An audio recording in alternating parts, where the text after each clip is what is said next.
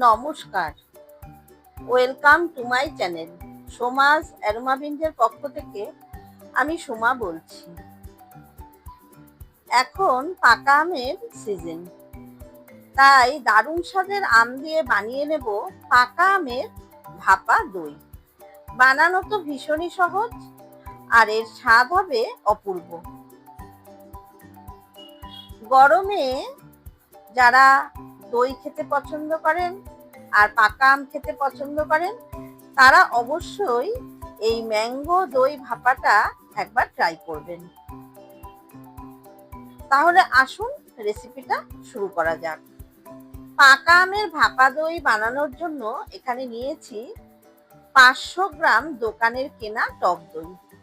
চাইলে আপনারা ঘরে পাতা টক দই বা মিষ্টি দই দিয়েও বানাতে পারেন। প্রথমে আমি দইয়ের জলটা ঝরিয়ে নেব।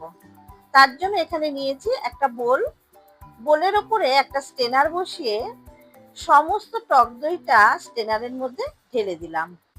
এবারে এটাকে 1 থেকে 2 ঘন্টা রেখে দেব, তাতে দইয়ের সমস্ত জলটা ঝরে যাবে। আর এই জলটা ঝরে গেলে দইয়ের টক ভাবটা অনেকটাই কমে যাবে। এবারে এখানে নিয়েছি একটা মাঝারি সাইজের পাকা আম। 500 গ্রাম দইয়ের জন্য একটা পাকা আমই যথেষ্ট। এবারে আমটা কেটে নিয়ে আমি ফিরে আসছি। আমটা কেটে মিক্সার গ্রাইন্ডারের বাটিতে নিয়ে নিয়েছি। এবারে এর মধ্যে দিয়ে দিলাম 2 টেবিল স্পুন গুঁড়ো দুধ। এই গুঁড়ো দুধটা দিলে দইয়ের স্বাদটা অনেক বেশি ভালো হবে। আর দিচ্ছি 100 গ্রাম চিনি। চিনিটা নিজেদের স্বাদ মতো দেবেন। এবারে এগুলোর স্মুথ একটা পেস্ট তৈরি করে নেব। আম, দুধ আর চিনি স্মুথ পেস্ট তৈরি করে নিয়েছি। দেখুন কত সুন্দর হয়েছে আমের পেস্টটা। এবারে এটাকে রেখে দেব। আমি দইটা ওই 1.5 ঘন্টা মতো রেখেছিলাম। তাতে দেখুন দই থেকে কতটা জল বেরিয়েছে। এবারে জলটা ফেলে দেব। তারপর বোলের মধ্যে জল ঝরানো টক দইটা ঢেলে নিলাম। এবারে দইটা 3 থেকে 4 মিনিট ধরে খুব ভালো করে ফেটিয়ে নেব। টক দইটা খুব ভালো করে কিন্তু ফেটিয়ে নিতে হবে, যাতে টক দইয়ের মধ্যে কোনো রকম দলা ভাব না থাকে। দইটা যত ভালো করে ফেটানো হবে তত ভালো স্মুথ হবে, আর দইটা তত ভালো হবে। এইভাবে আপনারাও বাড়িতে ভাপা আম দই বানিয়ে নিতে পারেন, খেতে কিন্তু ভীষণই ভালো হয়। দইটা ভালো মতো ফেটানো হয়ে গেছে। এবারে আমের মিশ্রণটা দইয়ের মধ্যে ঢেলে দিলাম।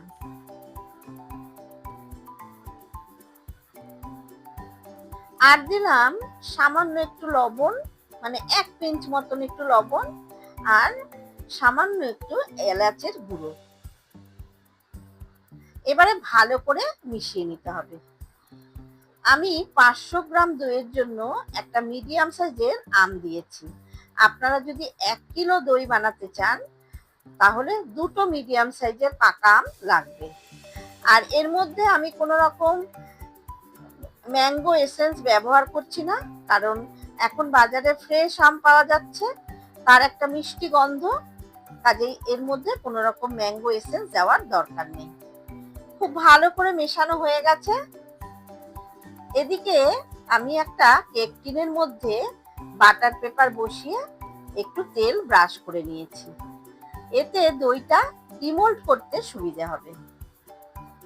এবারে আম আর দইয়ের মিশ্রণটা সম্পূর্ণটা এই বাটির মধ্যে ঢেলে দিচ্ছি। তারপর বাটিটা একটু ড্যাপ করে নেব, যাতে ভেতরে কোনো রকম হাওয়া না থাকে। বাটিটা খুব ভালো করে ড্যাপ করে নিয়েছি। এবারে একটা অ্যালুমিনিয়ামের ফয়েলের টুকরো নিয়েছি, এটা দিয়ে খুব ভালো করে বাটিটা কভার করে দেব। যদি অ্যালুমিনিয়ামের ফয়েল আপনাদের কাছে না থাকে, সেক্ষেত্রে কোনো স্টিলের প্লেট দিয়েও বাটিটা কভার করে নিতে পারেন। বাটিটা খুব ভালো করে কভার করে নিয়েছি। এবারে দইটা ভাপিয়ে নেব। তার জন্য গ্যাসে একটা কড়াই বসিয়ে তাতে বেশ খানিকটা জল গরম করে নিয়েছি। এবারে কড়াইতে একটা স্ট্যান্ড বসিয়ে দিলাম। তারপর স্ট্যান্ডের উপরে দইয়ের বাটিটা বসিয়ে ঢাকা দিয়ে মিডিয়াম টু হাই ফ্লেমে 15 মিনিট রেখে দেব। তাহলেই ভাপা দই একদম তৈরি হয়ে যাবে। আর ঢাকনার মধ্যে যে ছিদ্রটা আছে সেটা আমি একটা কাগজ দিয়ে আটকে দিলাম, যাতে ভেতরের হাওয়া বাইরে না বেরোতে পারে। 15 মিনিট পর গ্যাসের ফ্লেম অফ করে ঢাকা ওপেন করে দিলাম। দইটা কিন্তু একদম রেডি হয়ে গেছে। এবারে বাটিটা কিছুক্ষণ নর্মাল টেম্পারেচারে রেখে তারপর 1 থেকে 2 ঘন্টা নর্মাল ফ্রিজে রেখে ঠান্ডা করে নেব। গরম বাটিটা কিন্তু ফ্রিজের মধ্যে রাখবেন না, আগে বাইরে রেখে কিছুক্ষণ ঠান্ডা করে তারপরে নর্মাল ফ্রিজে রাখতে হবে। 2 ঘন্টা পর দইটা আমি ফ্রিজ থেকে বার করে নিলাম। দইটা ভালো মতো ঠান্ডা হয়ে গেছে। যে কোনো দই কিন্তু ঠান্ডা ঠান্ডা খেতেই বেশি ভালো লাগে। এবারে একটা স্প্যাচুলা দিয়ে এইভাবে দইটা আলগা করে নিতে হবে, এতে দইটা ডিমোল্ড করতে সুবিধা হবে। এবারে বাটির উপরে একটা প্লেট বসিয়ে দইটা উল্টে দিতে হবে, তাতে খুব সুন্দর দইটা ডিমোল্ড হয়ে যাবে। দেখুন বাটার পেপারটা কিন্তু বাটির মধ্যেই রয়ে গেছে। খুব সুন্দর দইটা বসেছে, তাই ডিমোল্ড করতে কোনো রকম অসুবিধাই হলো না। দেখতে যাতে আরো সুন্দর হয় তার জন্য আমি আমের কুচি দিয়ে একটু গার্নিশিং করে নিচ্ছি। এবারে উপর থেকে দিয়ে দিচ্ছি একটু পেস্তা কুচি। দেখুন কত সুন্দর লাগছে দেখতে। দারুণ সুন্দর আমের ভাপা দই কিন্তু একদম রেডি। গরমে এইরকম ঠান্ডা ঠান্ডা দই খেতে ভীষণই ভালো লাগে। খুব সহজে আপনারাও কিন্তু বাড়িতে বানিয়ে নিতে পারেন এরকম আমের ভাপা দই। এবারে একটু কেটে দেখিয়ে দিচ্ছি দইটা কত সুন্দর জমেছে। বাড়িতে বানালে কমেন্ট করতে কিন্তু একদম ভুলবেন না আপনাদের খেয়ে কেমন লাগলো। যদি ভালো লেগে থাকে তাহলে অবশ্যই লাইক করবেন, শেয়ার করবেন।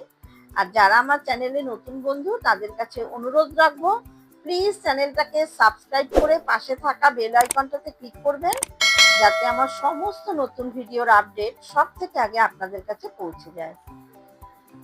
ভিডিওটা সম্পূর্ণ দেখবেন। ফিরে আসবো আবারও কোনো নতুন রেসিপি নিয়ে।